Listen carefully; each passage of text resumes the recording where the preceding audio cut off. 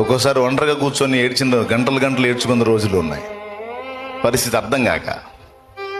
కానీ తర్వాత అవన్నీ నాకు ఎలాగ దోహదపడ్డాయో, ఈరోజు నేను ఇలా నిలవడానికి అవి ఎంత ఉపయోగపడ్డాయో నాకే తెలుసు. అది అలాగే ఈరోజు నువ్వు పొందుతున్న అనుభవాలు భవిష్యత్తులో నీకు ఎలా మారబోతున్నాయో భవిష్యత్తులో చూస్తూ ఉండవు పక్క. దేన్ని బట్టి కూడా కలత చెందొద్దు, కృంగిపోవద్దు, చావాలి అనుకోవద్దు, చావును కోరవద్దు, నిరాశ నిస్పృహలను దరిచేరనీయొద్దు. దేవునికి తెలియకుండా మన బతుకుల్లో ఏశావు లేరు, దేవునికి తెలియకుండా మన బతుకుల్లో ఫరోలు లేరు, దేవునికి తెలియకుండా మన ముందు గొల్యాతులు రాలేదు. దేవునికి తెలుసు మన మహిమ నిమిత్తమే అవన్నీ మనకు అనుమతించాడు.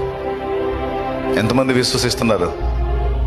నా మహిమ నిమిత్తమే నాకు ఈ పోరాటాలు దేవుడు ఏర్పాటు చేశాడు. నేను ఫేస్ చేస్తున్న పోరాటాలు నా మహిమ నిమిత్తం డిసైడ్ చేశాడు.